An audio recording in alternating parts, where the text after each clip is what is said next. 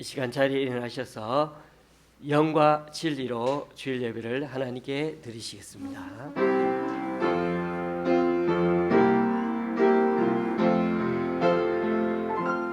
찬양하라 내 영혼아,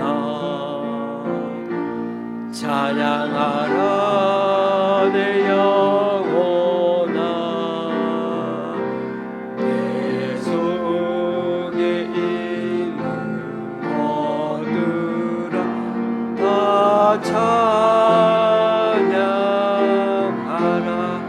경배하라 경배하라 내 영혼아, 주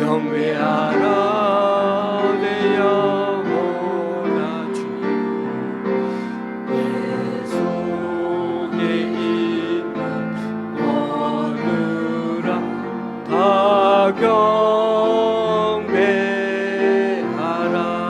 감사하라 감사하라 내 영혼아, 감사하라 내 영혼아, 내 속에 있는 것들아 다 감사하라.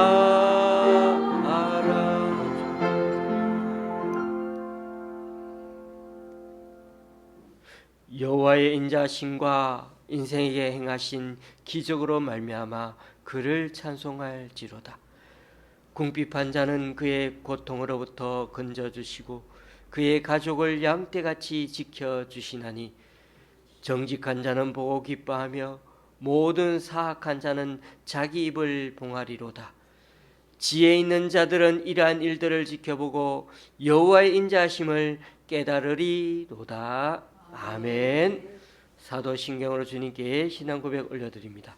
전능하사 천지를 만드신 하나님 아버지를 내가 믿사오며 그 외아들 우리 주 예수 그리스도를 믿사오니, 이는 성령으로 잉태하사 동정녀 마리아에게 나시고 본디오 빌라도에게 고난을 받으사 십자가에 못 박혀 죽으시고 장사한 지 사흘 만에 죽은 자 가운데서 다시 살아나시며 하늘에 오르사 전능하신 하나님 우편 앉아 계시다가 저리로서 산 자와 죽은 자를 심판하러 오시리라.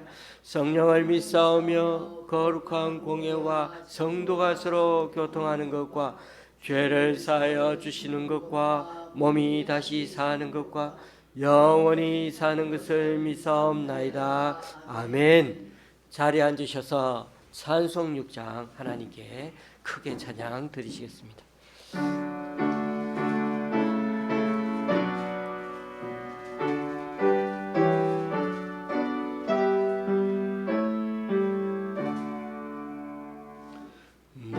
목소리 높여서 주 찬양하여라. 영광과 권세와 존귀와 위엄을 오늘이 다스리시는 만왕의 왕께 돌려라.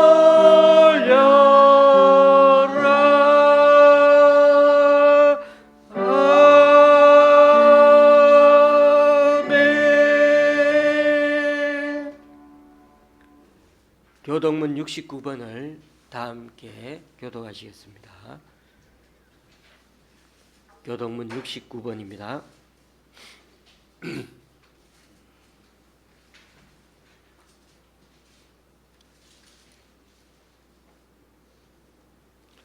너희는 눈을 높이 들어 누가 이 모든 것을 창조하였나 보라. 주께서는 수요대로 만상을 이끌어내시고 그들의 모든 이름을 부르시나니, 그의 권세가 크고 그의 능력이 강함으로 하나도 빠짐이 없느니라. 야곱아 어찌하여 내가 말하며 이스라엘아 내가 이르기를 내 길은 여호와께 숨겨졌으며 내 송사는 내 하나님에서 벗어난다 하느냐. 너는 알지 못하였느냐, 듣지 못하였느냐. 영원하신 하나님 여호와 땅끝까지 창조하신 이는 피곤하지 않으시며 곤비하지 않으시며 명철이 한이 없으시며 피곤한 자에게는 능력을 주시며 무능한 자에게는 힘을 더하시나니 소년이라도 피곤하며 곤비하며 장정이라도 넘어지며 쓰러지되 오직 여호와를 앙망하는 자는 새 힘을 얻으리니 독수리가 날개치며 올라감 같을 것이요 다른 박질하여도 곤비하지 아니하겠고 걸어가도 피곤하지 아니하리로다. 아멘. 찬송가 269장입니다.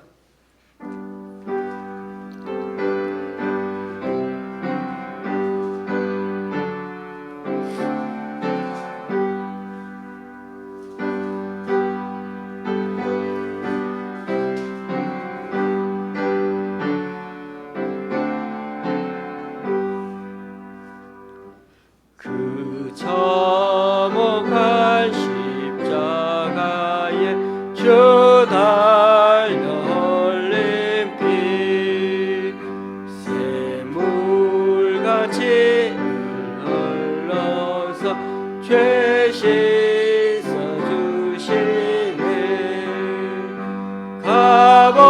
값없어도 다 나와서 내 죄를 고하며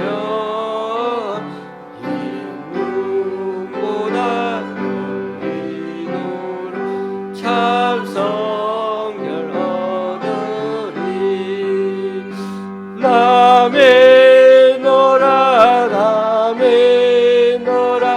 그 고열 공로를 없어도 피 흘리사 날 구원하셨네 저 흉악한 방망도는 제 죄를 깨달아 죄 없으신 주 예수를 구주로 믿었네 내 죄 현재 흉악하나 나 예수 믿으면 용서받은 강도같이 곧 구원하느니 남의 노라 그 고열 공로를 없어도 피 흘리사 날 구원하셨네 온 백성의 죄 사하신 하나님 어린 양 그 십자가 지심으로 온 인류 구했네 저 영원한 새 나라에 다 같이 모여서 큰 검은 곳 왕복처럼 새 노래 부르리 남의 노라 그 고열 공로를 없어도 피 흘리사 날 구원하셨네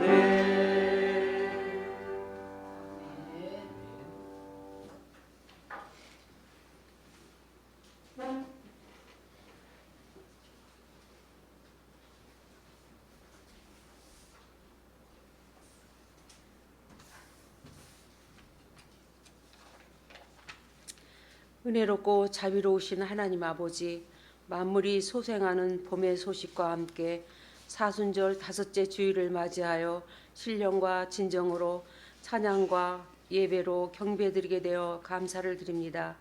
인자에 온 것은 섬김을 받으려 함이 아니라 도리어 섬기려 하고 자기 목숨을 많은 사람의 대속물로 주려 함이라 하신 말씀하셨는데, 세상 속에 살면서 자신을 드러내놓기를 좋아하는 교만하여 으뜸이 되고자 하는 마음이 순간순간 고개를 들고 있을 때가 많았음을 고백합니다.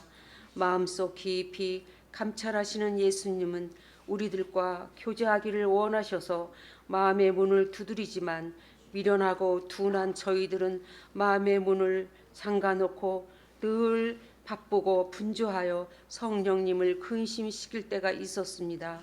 우리들을 사랑하셔서 오래 참고 기다리셔서 예배와 기도로 회복시키시는 예수님의 사랑에 무한 감사를 드립니다.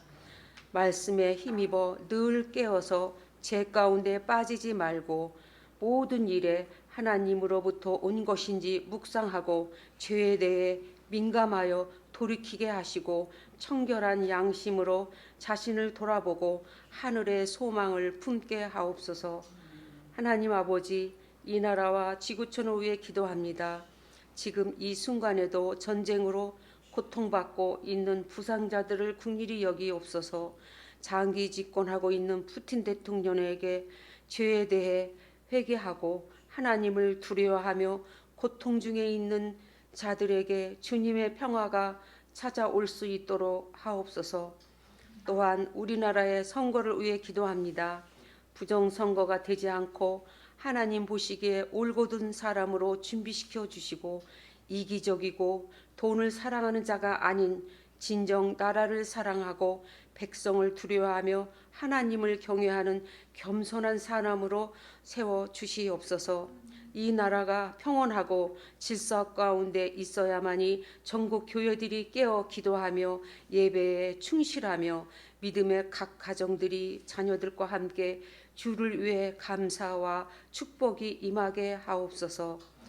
좋은 교회를 세우시고 목사님과 전도사님을 강건케 하옵시고 들려주시는 말씀을 충만케 하옵소서.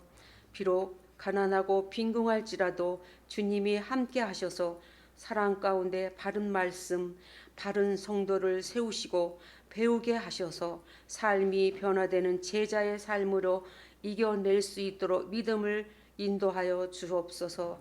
예배에 참석지 못한 성도들을 기억하시고 질병으로 또는 개인 사정으로 나오지 못한 자들에게 동일한 은혜를 주셔서 그 자리를 털고 일어설 수 있도록, 예배에 감사함과 참석할 수 있도록 긍휼히 여겨주시고 힘을 더 붙들어 주시옵소서.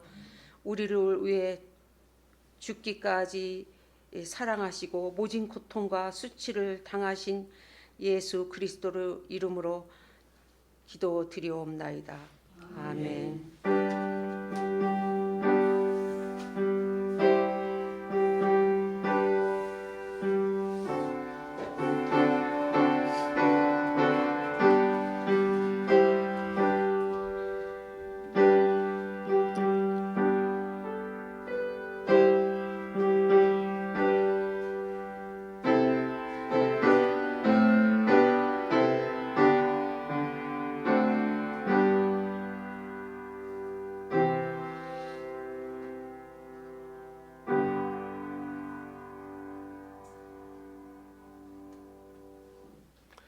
오늘 우리에게 주시는 하나님 말씀은 마가복음 12장 18절에서 27절까지입니다. 제가 가지고 있는 신약 성경은 76쪽입니다. 마가복음 12장 18절에서 27절까지입니다.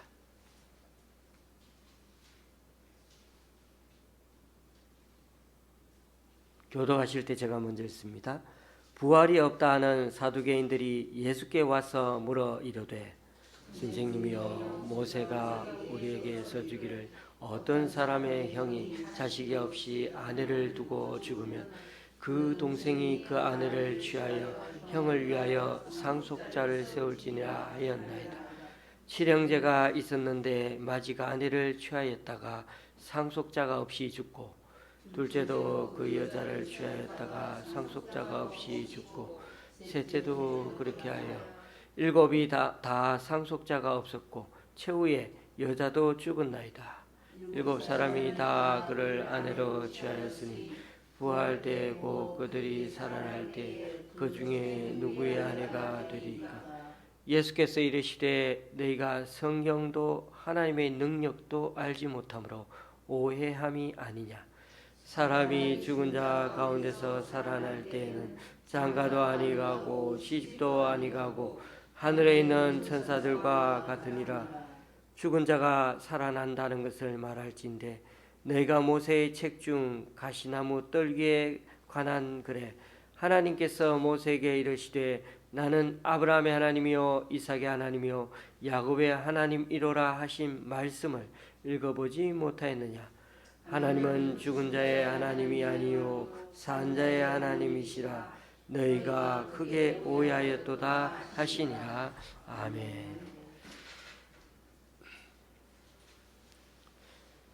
마가복음은 세 부분으로 나눌 수 있다고 말씀드렸습니다.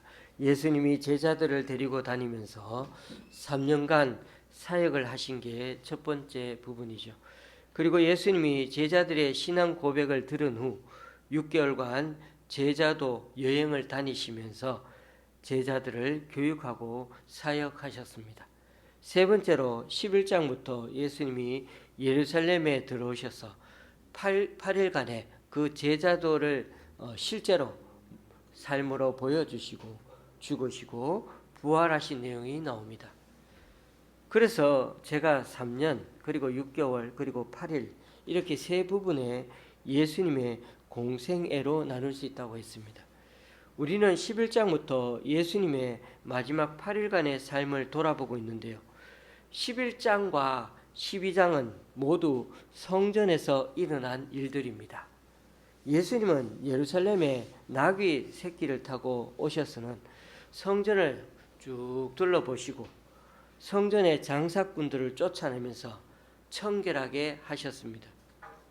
그리고 그 다음 날부터 종교 지도자들과 논쟁을 하셨죠. 오늘 본문도 그 논쟁 중에 하나에 대한 얘기인데요.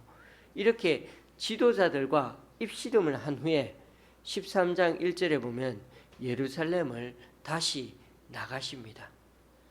자, 여기서 우리가 파악할 수 있는 부분은 예수님과 종교 지도자들과 이렇게 직접적인 갈등과 힘겨루기가 이제 막 시작되었다는 것입니다. 지금까지는 예수님이 갈릴리에서 사역을 많이 하다 보니 또 그리고 종교 지도자들이 등장해도 예수님이 피하실 때가 많았죠. 그리고 이제는 예루살렘에 오니까 예루살렘 지도자들과 충돌을 하게 된 겁니다.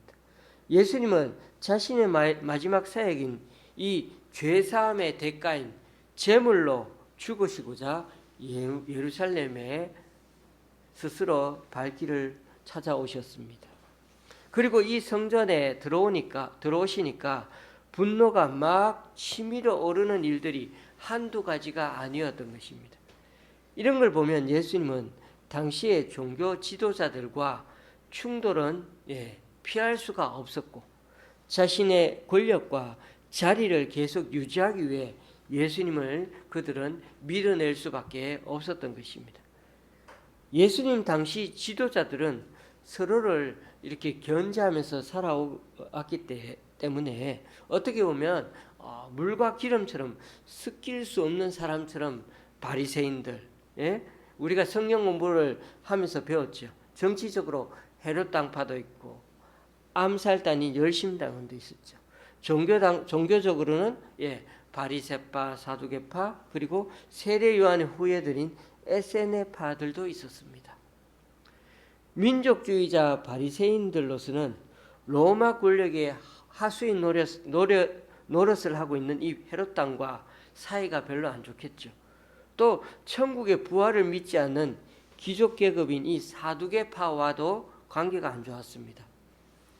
그런데도 예수님이 너무 미우니까 이 세 그룹과 함께 오히려 또 대제사장까지도 그렇게 손을 잡아서 예수님을 공동의 적으로 간주하고 예수님을 공격하고 있습니다.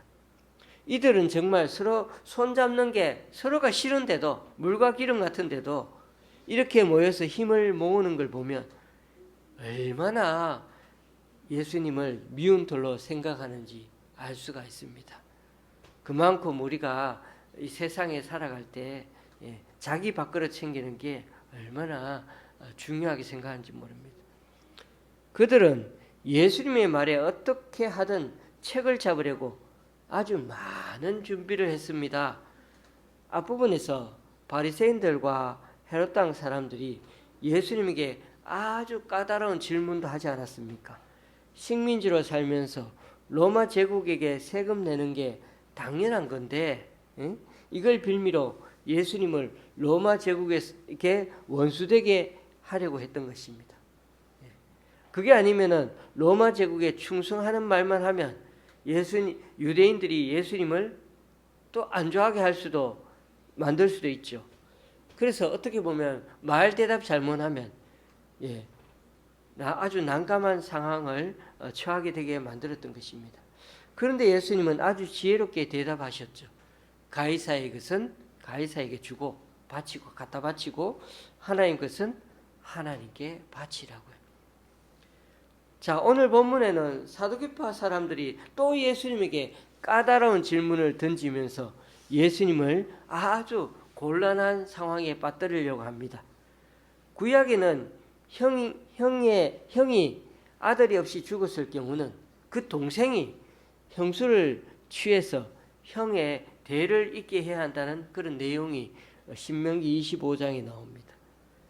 사두개인들은 7 형제가 다 그렇게 제일 큰 형의 아내를 계속 취해서 결혼해가지고 그렇게 결혼했다기보다 그렇게 형수를 취해서 대를 잇게 하려고 했는데, 그런데 그때마다 둘째, 셋째, 넷째 그렇게 형제들이 다 죽었어.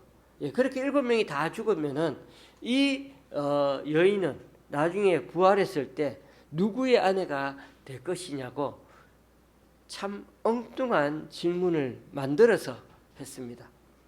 논리적으로는 이런 일이 일어날 법하지만은 그러나 이런 가정 자체가 말도 안 되는 것이기 때문에 이 사두개파 사람들의 질문은 사실 엉터리 같은 신앙인들이었던 것입니다.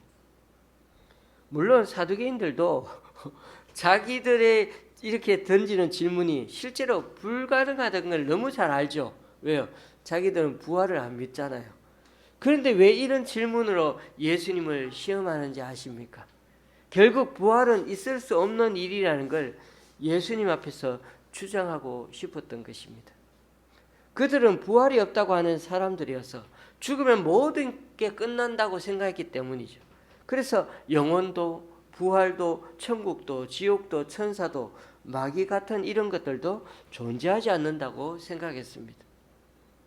사두개인들은 사독 제사장 후예로서 늘 제사로 많은 그런 이득을 취하는 종교 귀족이었습니다. 그래서 별로 부족한 것이 없는 사람들이었습니다. 그러다 보니 천국 내세에 대해 별로 간절함이 없었고 자신들에게 천국은 없어도 된다고 생각했던 것입니다. 아무리 이 사람이 훌륭한 그런 사독 가문의 제사장 가문의 사람들이라 할지라도 현실에 안주하게 되면 천국이 있어도 가고 싶지 않게 되고 그러한 간절함이 없게 된다는 것입니다. 죽을 때가 가까이 오면 그저 죽는 게 두려울 뿐입니다. 요즘 사람들 보십시오. 저도 돈이 조금 있으면 가끔 여행 다니고 그리고 아내와 여기저기 등산도 다니고 하고 그렇게 좀 편안하게 살았으면 좋겠습니다. 이 세상이 너무 좋은 게 많으니까요. 근데 늘 입에 풀칠하려면 돈이 있어야 하는 게 지금 세상 구조입니다.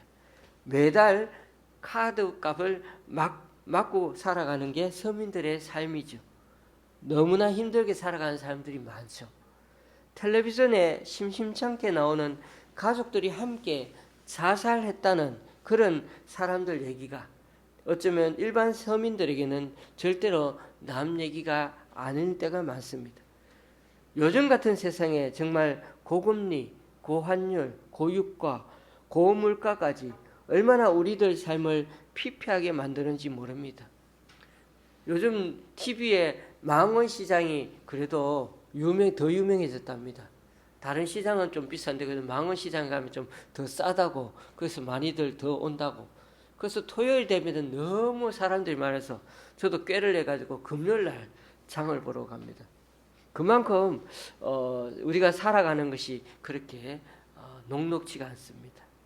나이 7, 80이 되어서, 예전에는 그때쯤 되면 일을 안 하는데 요즘은 일 안 해도 살 수 있으면 좋겠지만 그래도 다 나이가 연세가 들어도 다 삽니다. 제가 아는 목사님도 저와 띠동갑인데, 그러니까 70대시죠. 70대인 그 목사님도 지금 이제 은퇴를 하는데 어떻게 살아야 할지 지금도 직업을 가지고 그렇게 살아가고 있습니다. 저는 부자가 되는 걸 잘못되었다고 하는 것이 아니라 돈의 노예가 되면 안 된다고 또 말씀드리려고 하는 것입니다. 물질에 취하면, 사람이 편해지면 하나님의 신앙을 잃어버릴 수 있습니다. 이 세상에 미련이 생기고 하나님 나라에 대한 간절함은 점점 사라질 수 있기 때문이죠. 왜 제가 이런 말을 하겠습니까?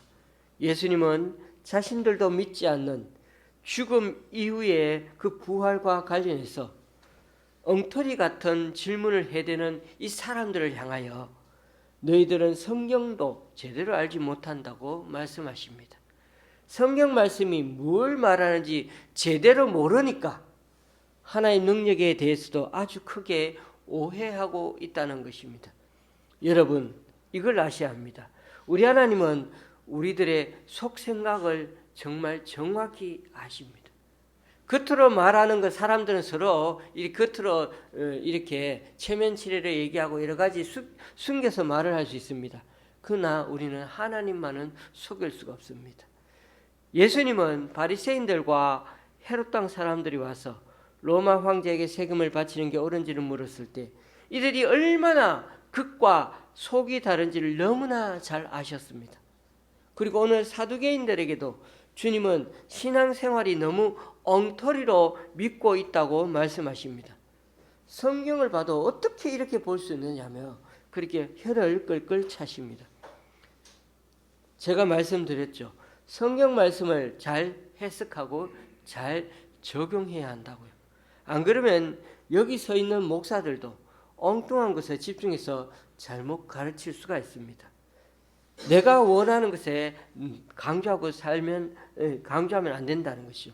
우리도 모르게 하나님의 말씀을 왜곡하여 듣고 또 그렇게 행하며 살아갈 수도 있다는 것입니다. 이 사두개인들처럼 기복신앙으로 변질시키면 안 됩니다. 그들은 로마의 권력과 결탁해서 상당한 사회적 특권과 부를 누리며 살고 있었습니다. 이러한 부가 그들을 타락시켰는지 모릅니다. 예수님은 이들의 질문에 대한 대답으로 모세가 하나님을 만나던 장면으로 설명하십니다. 하나님은 모세에게 나는 아브라함의 하나님, 이삭의 하나님, 야곱의 하나님이라고 소개하십니다. 이미 아브라함, 이삭, 야곱, 모세에게 설명할 때 그때 아브라함, 이삭, 야곱은 없습니다. 죽었어도 한참 오래되었죠. 그런데 이들은 죽은 게 아니라 이 아브라함, 이삭, 야곱은 죽었어도 이들은 죽은 게 아니라 살아있다는 말처럼 그렇게 아브라함의 하나님이라고 하고 이삭의 하나님이라고 야곱의 하나님으로 말합니다. 사람의 몸은 죽었어도 영은 죽지 않은 것이나 다만 사람의 영들이 이 땅에서 맺은 그런 인간적인 혈육 관계를 그렇게 유지하는 것은 아니지만은 그러나 하나님과 관계는 유지하고 있다는 것입니다. 그런데 저는 참 놀라운 게 예수님 시대로 생각해도 이미 죽은 지 2000년이 넘은 사람들인데 왜 그 죽은 사람들 이름을 들먹으면서 나는 이들의 하나님이라고 자신 있게 말씀하는 것을 그 예수님이 소개하고 있는지 좀 이해가 안 되었습니다. 사람은 죽으면 그 인생은 다 끝나는 줄 알았는데 하나님에게는 살아있다는 개념이 다르다는 것입니다. 그래서 우리는 어떨 때 보면은 잔다, 예수님이 보시기엔 잔다 이런 말씀을 쓰잖아요. 하나님은 지금도 죽은 자들과 관계를 맺고 있으며 그들과 소통을 한다는 것입니다. 보십시오. 아브라함, 이삭, 야곱이 죽은 지가 언젠데 모든 걸 다 까마득히 잊고 미디안 광야에서 그저 양이나 치고 살면서 해가 저무는 저 광야 끝쪽에 황후만 바라보면서 살아왔던 모세에게 이들 죽은 조상들과 언약을 맺었다며 나타나신 그 하나님이야말로 얼마나 놀랍고 대단했겠습니까? 나는 산자의 하나님이라고 자꾸만 하나님을 우기신다는 겁니다. 여러분, 약속이란 게 사람이 죽으면 그만 아닙니까? 죽기 전까지는 유효하지만 죽으면 다 그만입니다. 그렇죠? 그런데 하나님은 그들이 죽었는데도 여전히 산자의 하나님이라고 하시면서 나는 지금도 이들의 하나님이라고 말씀하신다는 게 얼마나 놀랍습니까? 그런 점에서 우리는 지금 살아가고 있음에 대한 생각을 고쳐 먹어야 합니다. 여기서 인생을 다 살았다고 다 끝나는 게 아닙니다. 우리는 숨을 쉬며 움직이는 게 살아있다고 생각하지만 하나님은 죽어 무덤에 들어가 몸이 다 살아서 뭉개져도 티끌이 되어도 아브라함, 이삭, 야곱처럼 살아있다며 그들의 약속을 끄집어내시는 분이십니다. 우리는 여기서 사는 게 다 마지막이기에 어떻게든 오래오래 살려고 돈을 들여서 병원도 잘 다니고 몸에 좋은 음식도 많이 먹고 운동도 열심히 하려고 합니다. 그런데 하나님 보시기에 살아있음은 그런 게 아니라는 겁니다. 교우님들, 아무리 얼굴에 화색이 만면하고 붓티가 나고 기름기가 흐르고 건강하게 보여도 그러나 그 사람이 하나님과 관계없이 살아간다면 그 사람의 인생은 산송장이 걸어다닌 것과 같습니다. 하나님 보시기에는 살아있는 것 같아도 죽은 자의 삶인 것입니다. 그러나 아브라함, 이삭, 야곱은 보십시오. 죽은 지가 한참 되었어도 하나님과 여전히 소통하는 사람이요 죽었어도 산 사람이었던 것입니다. 교우님들, 자기 반성을 할 줄 모르면은 자기 자신을 제대로 돌아볼 줄 모르면 그 사람은 주님 보시기는 죽은 사람과 다를 바가 없습니다. 이런 생각해 보셨나요? 하나님은 저와 여러분의 이름을 알고 계실까요? 이게 참 중요합니다. 우리는 하나님 안다 그러는데 하나님 우리 모르면은 이거 정말 큰일이죠. 그러므로 지금 우리가 주님과 교제하고 만나고 주님 앞에 나아가고 주님과 살아있다는 것을 확인하는 것이 중요합니다.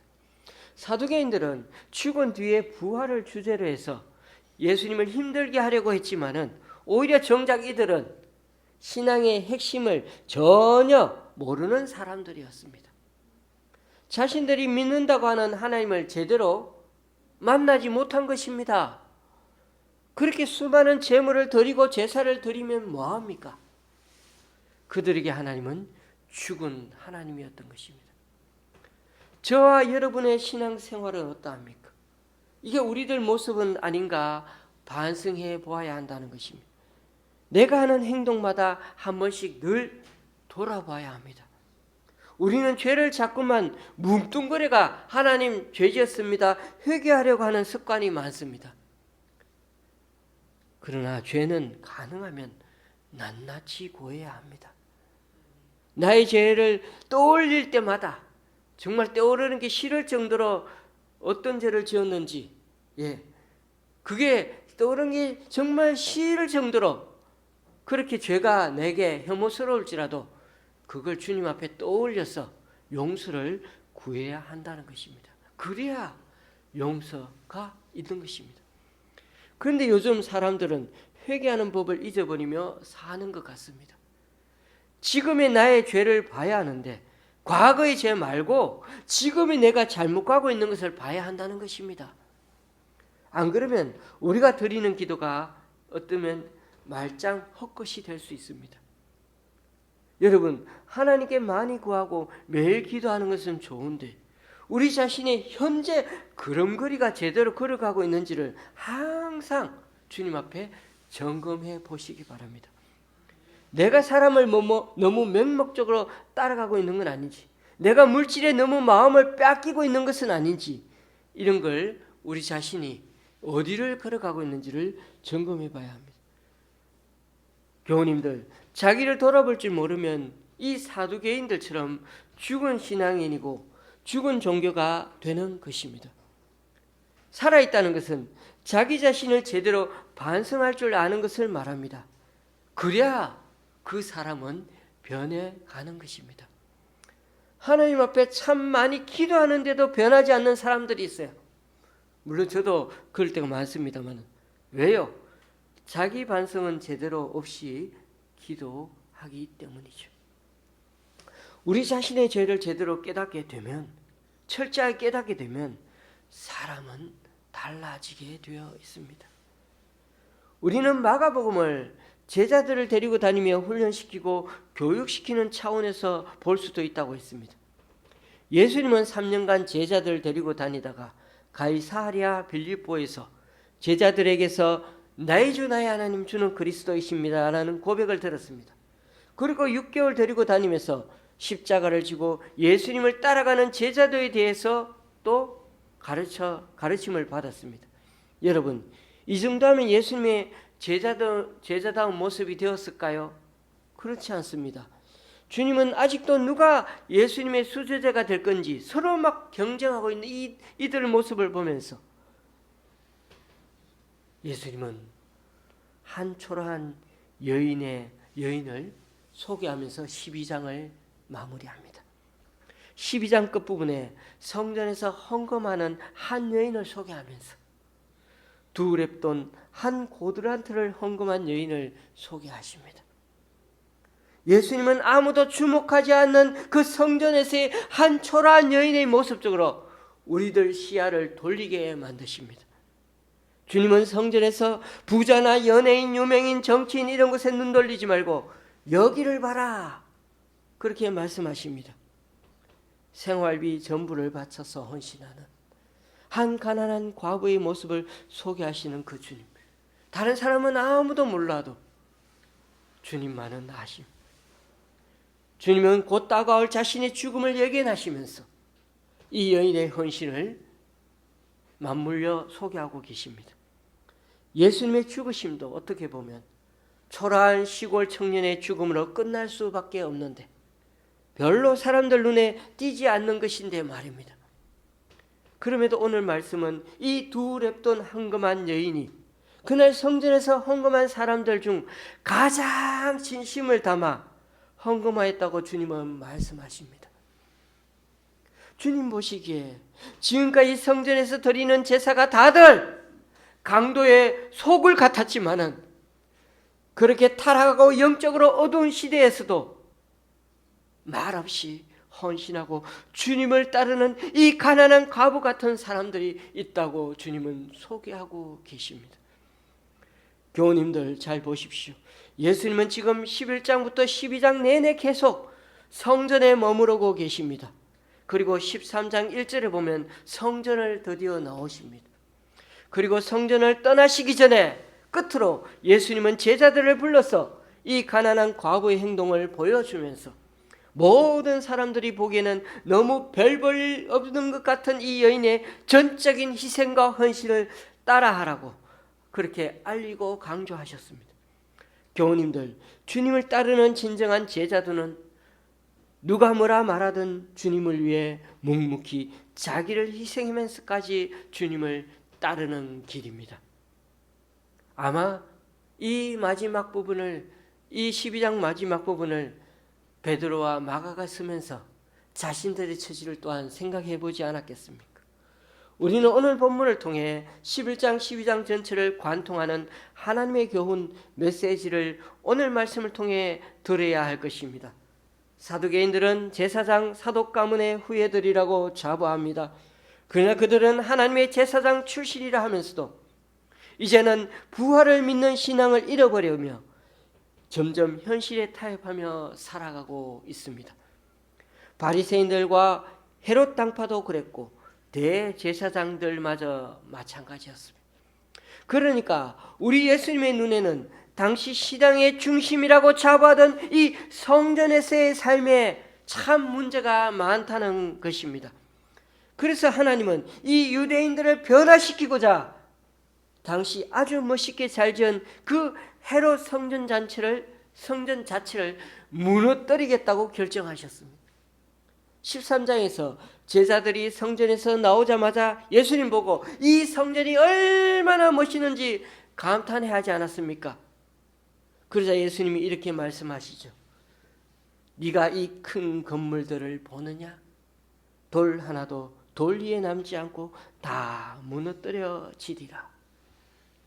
교우님들, 주님은 때로 우리가 새롭게 깨닫게 하시고자 우리들 삶의 기반을 신앙 기반까지 흔들고 무너뜨리기도 하십니다. 그럴 때마다 우리들 신앙을 새롭게 잘 점검해 봐야 할 것입니다. 이래 가지고는 저와 여러분의 삶도 망할 수가 있다는 것입니다. 중요한 것은 늘 산자의 하나님을 따라가야 합니다. 우리가 보고 있는 이 인쇄된 성경 말씀, 성경책이 우리에게 말을 걸어오고 우리의 마음속에 살아 움직이는 신앙이 되어야 한다는 것입니다. 글로만 보는 성경이 아니라 이 성경 말씀이 우리들 삶에 영향을 미치지 못한다면 우리는 죽은 하나님을 믿는 것이 되는 것입니다.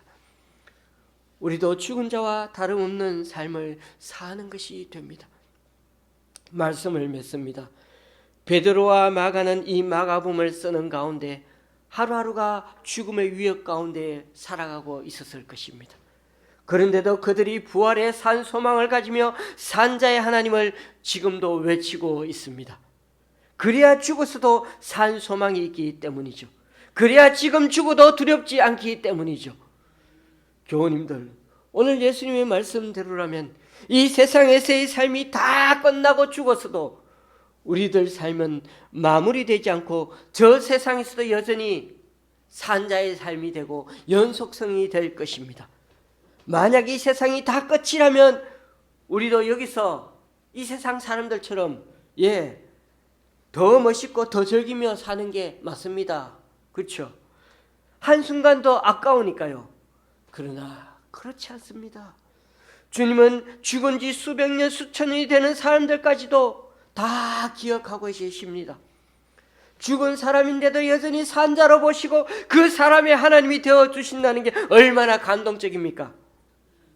이제 주님은 우리에게 어느 길을 갈 건지 물으십니다. 우리 자신의 천국에 대한 소망을 새롭게 가지고 이 세상의 삶을 바리새인처럼 사두개인처럼 살 건지, 아니면 먹을 것조차 제대로 없어 곧 당장 내일부터 굶을 수도 있는데도 자신의 전부를 정성 다해 하나님을 향하여 예배한 이 이름조차 기록되지 않은 한 가난한 과부처럼 살 건지 말입니다. 부디 사람들을 구원하고 자신의 몸이 성전인 당신의 목숨까지 아끼지 않고 무너뜨리는 것을 주저하지 않으신 우리 예수님의 길을 따라 제자도의 길을 걸어가는 저와 여러분이 되시기를 주님의 이름으로 간절히 축원합니다. 기도하시겠습니다. 오늘도 주님의 말씀 앞에 겸손히 서는 우리 되기 원합니다. 예수님을 시험하려고 엉터리 같은 질문을 던지던 그 훌륭한 가문의 후손들인 사두개인들을 보며 우리 주님은 성경도 모르고 하나님의 능력도 모른다고 책망하십니다. 살아있다는 게 겨우 숨쉬며 사는 것이 아니라 주님과 더불어 살아가는 것이야말로 진정한 살아있음을 다시금 깨우쳐 주셨는데, 이 주님의 가르침대로 늘 우리 자신을 제대로 반성하며 성찰하며 살아가게 하여 주시옵소서. 그래서 지금 내가 걸어가고 있는 이 길이 정말 주님의 뜻인지 매번 점검하게 하여 주셔서 그럴듯한 사람의 말이라 할지라도, 이 앞에 선 목사의 말일지라도 다시금 주님 앞에, 주님 말씀 앞에 되새겨 보기를 원합니다. 그리고 무엇보다 죄는 구체적으로 낱낱이 회개하기 원합니다. 특별히 우리의 교회 생활, 신앙 생활이 세속적인 데 물들지 않게 하시고 늘 깨어서 경건함을 유지하여 늘 하나님 앞에 자기를 희생하며 헌신했던 가난한 과부처럼 주님 제자의 길을 따라가는 우리 되게 하여 주옵소서. 아무리 화려한 성전이라도 신앙의 걸림돌이 되면 가차없이 부숴버리시는 그 주님, 영혼들을 구원하는 일이라면 자신의 몸이 성전일지라도 머뭇거림 없이 목숨을 내주신 우리 예수님, 그 사랑과 은혜를 늘 잊지 않고 이 세상에서의 삶이 늘 신앙에 깨어있는 산자의 하나님을 믿고 따라가는 우리 모두가 되게 하여 주시옵소서. 예수님의 이름으로 기도드리옵나이다. 아멘. 찬송가 170장입니다.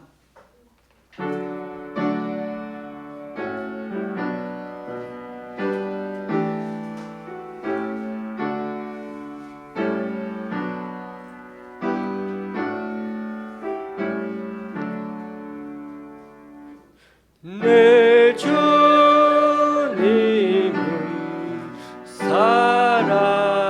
살아계셔 날 지켜주시니 그 큰 사랑이라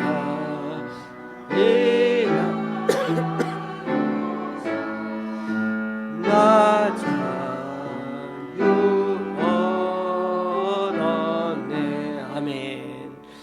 나의 구원 되신 예님 내 소망 되신 주 항상 나와 함께 하셔 곧 다시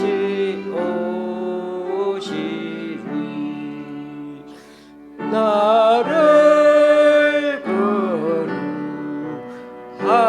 거룩하여 주님 주 나를 부르니 주의 은혜 내게 넘쳐 주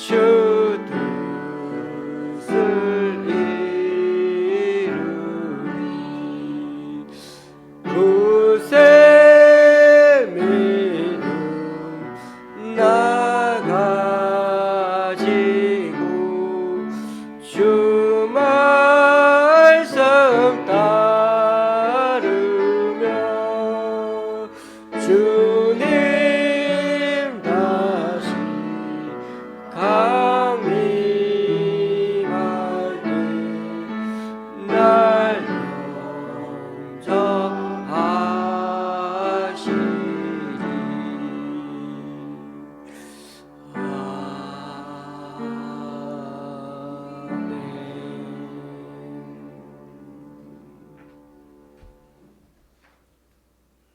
이제 다 같이 일어나셔서 하나님께 예물을 봉헌하시겠습니다.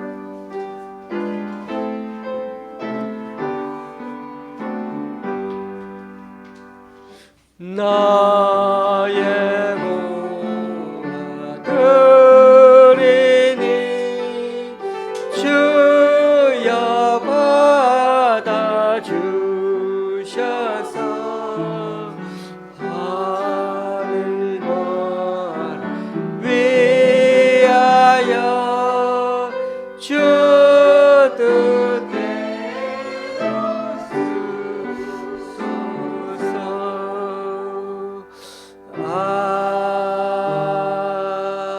아멘. 주님, 오늘 이 시간 주님 앞에 나와 각자 여러 모양으로 드린 헌금들 기뻐 받아 주시고 쓰이는 곳마다 귀한 결실을 맺을 수 있도록 크신 은총으로 덧입혀 주옵소서. 지난 주일에 한 분의 11조 헌금과 8분의 주일 헌금을 하나님께 올려드렸습니다. 또한 구리의 교회에서, 강동구 교회 세기관에서, 용인의 권사님이 잠실의 집사님 가정에서 귀한 헌금을 주님께 드립니다. 이분들의 헌신과 승김 귀하게 받으셔서 이분들 통하여 하나님 나라가 더욱 확장되게 하여 주옵소서. 특별히 우리들이 섬기고 또 한 주간 살아가는 삶의 터전인 직장과 사업처, 가정과 자녀에게도 늘 은혜 베풀어 주셔서 어딜 가나 주님 말씀대로 또 헌신하며 살아가는 자들에게 늘 형통의 복을 더하여 주시옵소서. 예수님의 이름으로 봉기도 드립니다. 아멘. 앞뒤 좌우로 인사 나누시겠습니다.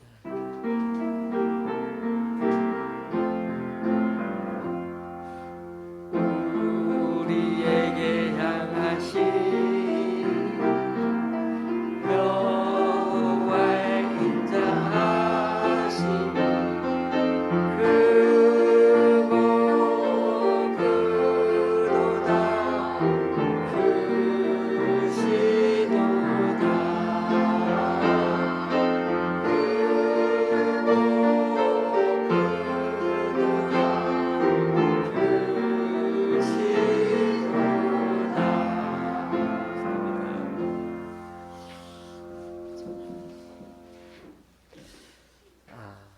우리가 지금 사순절을 보내고 있는데요. 다음 주일인 다음 주일이 아마 우리가 종려주일입니다. 종려주일이고 그 다음 주일이 부활주일이 되는데 부활주일에는 성찬신을 거행하도록 그렇게 하겠습니다. 계속 우리가 사순절 기간을 주님을 생각하며 묵상하며 보낼 수 있으면 좋겠습니다. 이번 주 수요일이면 춘분이네요. 날이 참 많이 밝아졌습니다. 춘분은 낮과 밤이 이렇게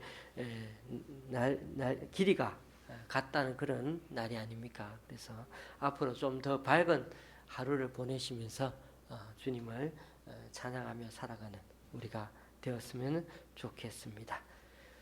찬송가 53장입니다.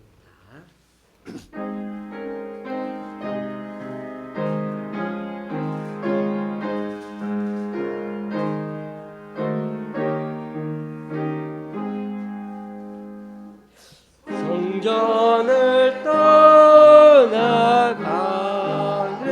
중 전의를 속일 때 주께서 함께 계시고 그에게 주소서.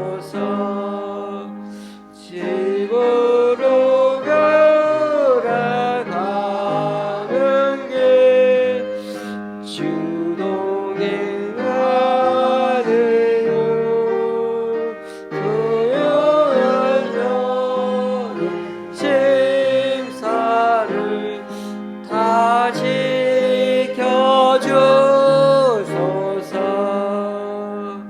걸어간 날이 다가고 저녁이 되도록 주님만을 뵙대사 늘 계시옵소서.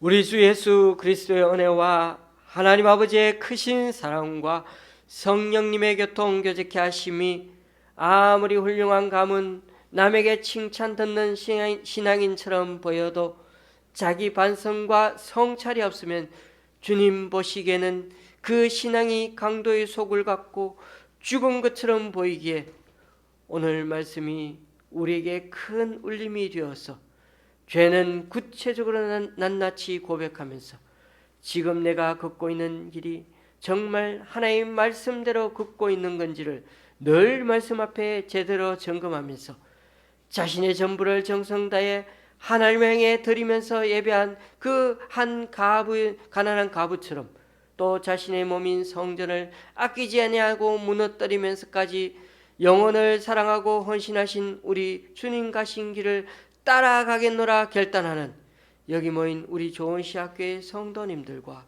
그 가정 위에 또 여러 사정으로 교회에 나오지 못하는 성도님 위에 이제부터 영원히 함께 하시기를 간절히 축원하옵나이다. 아멘.